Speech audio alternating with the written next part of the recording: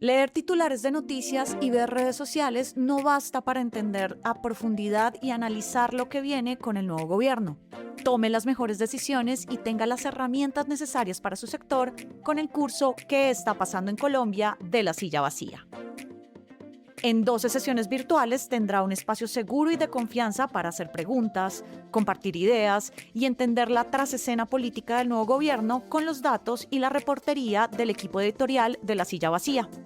Si su sector, organización o grupo de incidencia tienen que ver con lo que viene desde el 7 de agosto, este curso es para usted.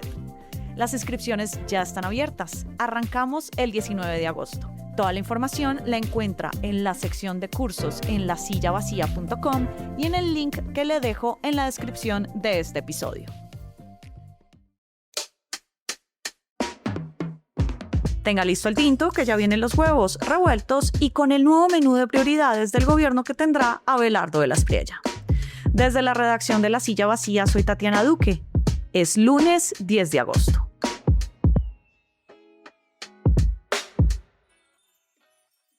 El discurso de Abelardo de la Espriella fue el más largo de un presidente el día de su posesión en lo que llevamos de este siglo. Se tomó 1 hora y 40 minutos para hablar de sus prioridades, que se pueden resumir en imponer autoridad, reconstruir la economía y liderar una revolución cultural. Todo esto en un empaque de espectacularidad. Durante estos días vimos pantallas gigantes, alfombras rojas, un aura de celebridad alrededor de la figura presidencial y el dios cristiano muy presente. Los militares también en el centro. Estuvimos allá en los días de posesión, tenemos impresiones, pero sobre todo hechos, que vamos a hablar con Edgar Quintero, el periodista que cubre la Casa de Nariño. Gracias por pasar por acá. Hola Tatiana, gracias por invitarme. El presidente se demoró unas casi 2 horas para contarnos la visión de país que tiene. Entonces, ¿cuál es el gobierno al que estamos entrando? Su mensaje principal fue el de poner la casa en orden. Y para el nuevo presidente eso empieza por una nueva política de seguridad que privilegia la persecución del crimen y su judicialización sobre el diálogo con los grupos criminales.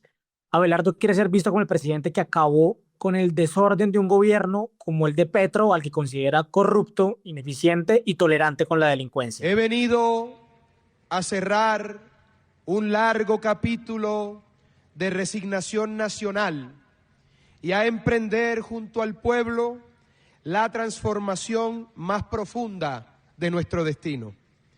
Tiene un inmenso significado que dejó unos mensajes institucionales que son importantes en una posesión. Habló de una relación armónica con las Cortes, una relación transparente con el Congreso y de respeto por la independencia del Banco de la República y de garantías con la oposición, sin dejar de recordarle a sus enemigos del gobierno saliente, a los que ni siquiera nombró, que seguirá con el ojo puesto en las denuncias por sus escándalos de corrupción. Nosotros que siempre estamos buscando qué es lo nuevo, cuál es la noticia, qué es importante, pues eso lo vimos en lo económico dentro del discurso del presidente y de dónde van a venir los nuevos recursos para la nación. Como todo mandatario, pues Abelardo va a llegar con una tributaria debajo del brazo. Danos las noticias reales que hubo después de estas 2 horas. Sí, en la agenda económica hubo varias noticias importantes. El presidente de la Espriella anunció la presentación de una reforma tributaria para simplificar el régimen de impuestos y dijo que va a eliminar el impuesto al patrimonio, que va dirigido a las personas que tienen activos cercanos a los 3.800 millones de pesos. En lo fiscal, anunció un decreto para congelar el gasto público. Recordemos que la meta que se propuso el nuevo ministro de Hacienda, Miguel Gómez, es reducir en 1% del PIB el gasto del gobierno nacional. Una meta ambiciosa para un presupuesto que es muy inflexible. Para los temas energéticos también tuvo anuncios importantes, los principales, una serie de medidas regulatorias para incentivar la inversión en el sistema energético y evitar un posible apagón el próximo año por el fenómeno del Niño y permitir el fracking en Colombia, la técnica no convencional para explotar hidrocarburos. Si se refirió a eso justamente como fracking responsable, vamos a ver eso realmente qué significa en los próximos días. Pero bueno, Edgar, en todos los días de posesión, porque fueron varios, ocurrieron durante el fin de semana, pues estuvieron enmarcados en un aura de espectáculo. Entonces hubo alfombra roja, show religioso, una presentación en sociedad de lo que vimos en la campaña. ¿Cómo se ve desde adentro esta política del espectáculo que nos propuso el presidente? Tatiana, el jueves, un día antes de la posesión, los reporteros que estábamos en Cali nos enteramos que el presidente no iba a dar su discurso en el auditorio de la Universidad de Santiago, donde fue la imposición de la banda presidencial, sino que se iba a desplazar hasta el cantón militar Pichincha para hacerlo. Fue, por supuesto, su forma de cumplir en parte su plan original de posicionarse en un batallón del suroccidente del país, algo que el expresidente Petro no le permitió. Y bueno, ahí tuvimos preguntas de logística básica, como qué iban a hacer mientras tanto los congresistas y las delegaciones internacionales presentes. Y lo que hicieron pues fue verlos sentados frente a la pantalla gigante del auditorio. Y uno de los momentos más sorpresivos de una ceremonia poco convencional fue cuando se apagaron las luces, empieza a cantar Maía.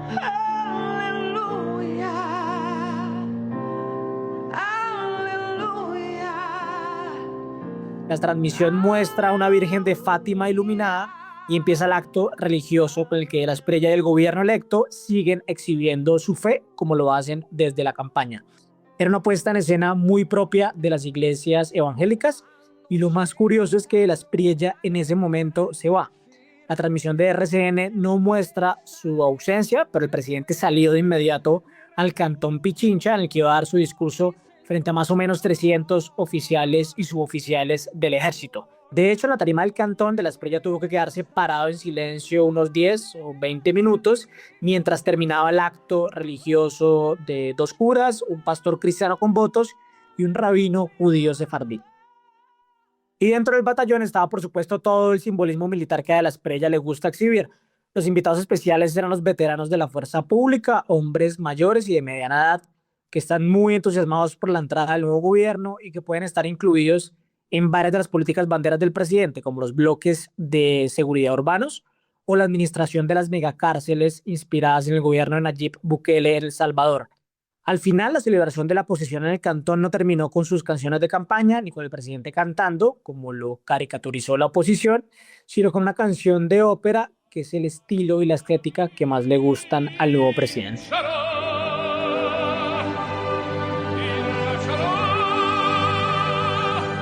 También nos mostró en el discurso lo que representan sus aliados, ¿no? Para él están muy ligados al orden, al mérito, a la productividad, a la familia, a la fe, a su propia idea de libertad.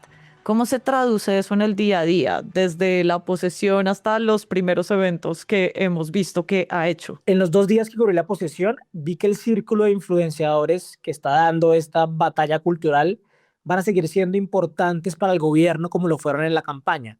Nombres como los de Santiago Giraldo, Osvaldo Ortiz, Vincent Ramos, que dirigidos por el estratega Carlos Suárez, amigo del presidente, son las personas que promueven las grandes narrativas del gobierno por redes sociales.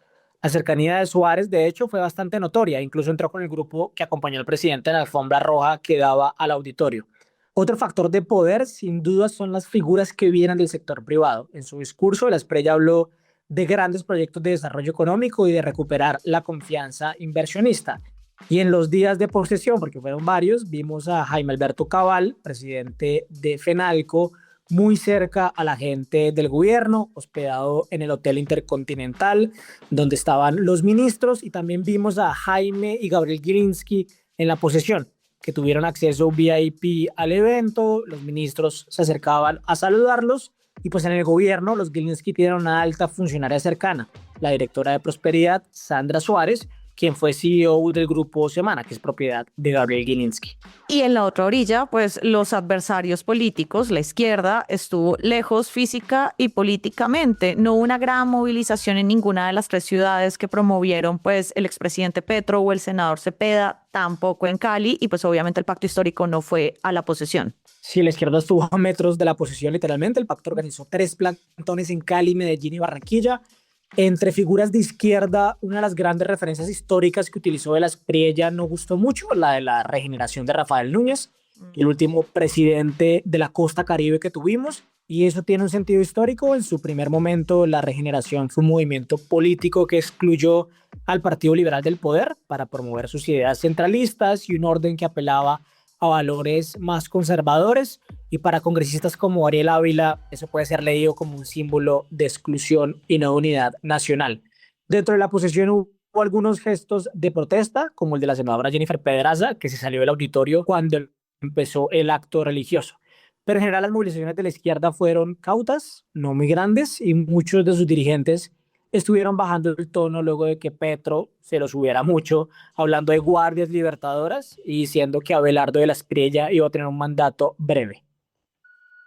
Según el ahora expresidente, es porque esa información la llega de Estados Unidos. Bueno, pero Edgar, llevamos 72 horas de Abelardo de la Espriella como presidente y todo lo que ha salido durante estos días está muy medido por sus aliados, por el mismo aparato de comunicaciones estatal que ahora está manejando pues su gobierno, muy pocos comunicados.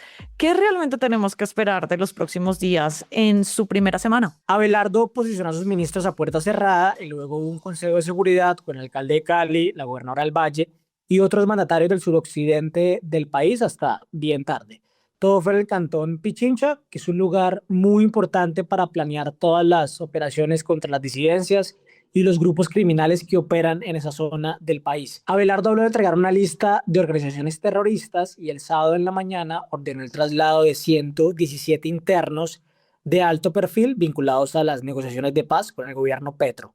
Es claro que los temas de seguridad y el desmonte definitivo de la paz total serán temas prioritarios en sus primeras decisiones.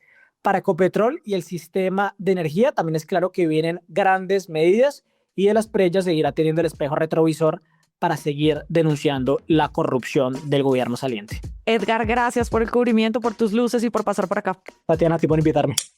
Esta semana todo va a girar alrededor del aterrizaje del nuevo presidente, pero también vamos a tener los ojos muy puestos sobre la elección del próximo contralor que la hará el Senado este miércoles.